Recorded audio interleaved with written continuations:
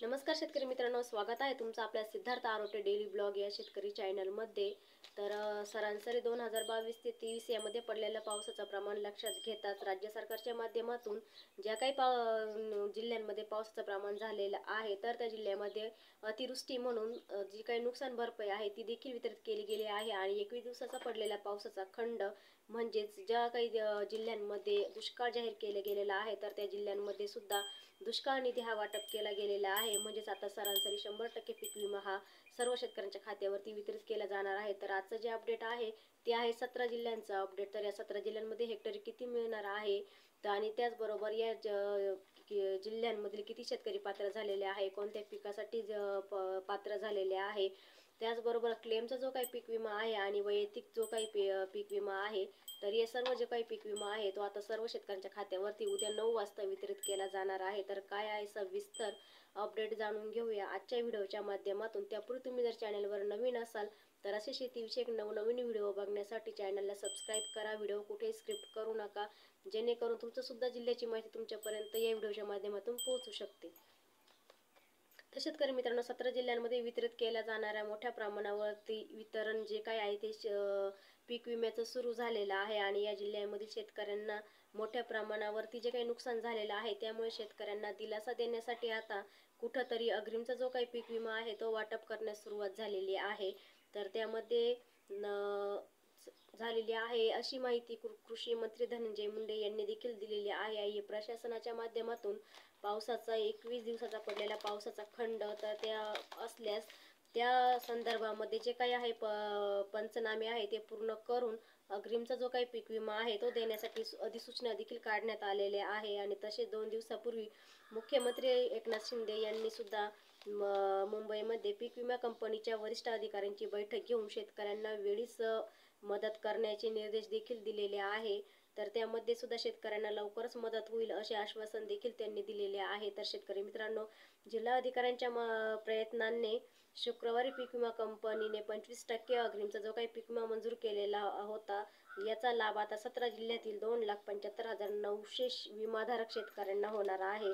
तर यामध्ये सोयाबीन उत्पादक शेतकऱ्यांना सुद्धा याचा मोठ्या प्रमाणावरती फायदा होणार आहे। तर ही पीक विम्याची जी काही रक्कम आहे ती शेतकऱ्यांच्या खात्यावरती गेल्या 2 दिवसापासून जमा करण्यास सुरुवात झालेली आहे। तर तशा सूचना देखील वरिष्ठ जिल्हा अधिकाऱ्यांच्या माध्यमातून भारतीय कृषी पीक विमा कंपनीला देण्यात देखील आलेले आहे। आणि त्यानंतर सोयाबीन उत्पादक जे काही शेतकरी आहे त्यांच्या खात्यावरती सुद्धा आता 105 कोटी जो काही अग्रिमची रक्कम आहे ती जमा करण्यात आलेली आहे। आणि याच प्रधानमंत्री पीक विमा योजनेअंतर्गत जी काही पीक विमा कंपनीमार्फत सोयाबीन, मका आणि बाजरी तर या पिकांसाठी जिल्हा अधिकारी यांनी सातत्याने प्रयत्न केलेले होते आणि त्याचा पाठपुरावा देखील केलेला होता। आणि याचमुळे आता अखेरीस सोयाबीन चे जे काही पीक विमे आहे तर ते जे काही अर्ज होते पीक विम्याचे तर ते भरण्यात आलेले होते। यामध्ये सुद्धा 88,352 शेतकऱ्यांच्या खात्यावरती थेट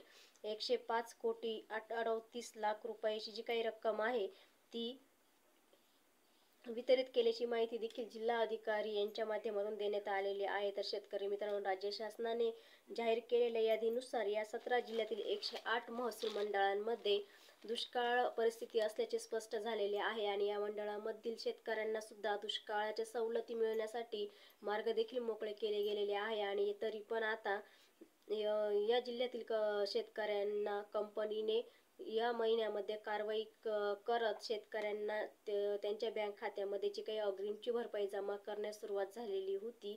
तर यामध्ये 17 जिल्ह्यांमध्ये 108 महसूल मंडळातील 1,90,607 शेतकऱ्यांच्या खात्यावरती 105 कोटी 40 लाख आणि 72,329 रुपयाचा जो काही भरपाई रक्कम जमा करण्यात आलेली होती। तर ती रक्कम जी आहे ती या बहुतेक शेतकऱ्यांच्या चेहऱ्यावरती आता हसू आलेला आहे, कारण एवढी जी काही रक्कम आहे ती बहुतेक शेतकऱ्यांच्या खात्यावरती आता वितरित करण्यास सुरुवात झालेली आहे। आणि कुठंतरी याच्यामध्ये आता शेतकऱ्यांमध्ये आनंदाचं वातावरण देखील निर्माण झालेलं आहे।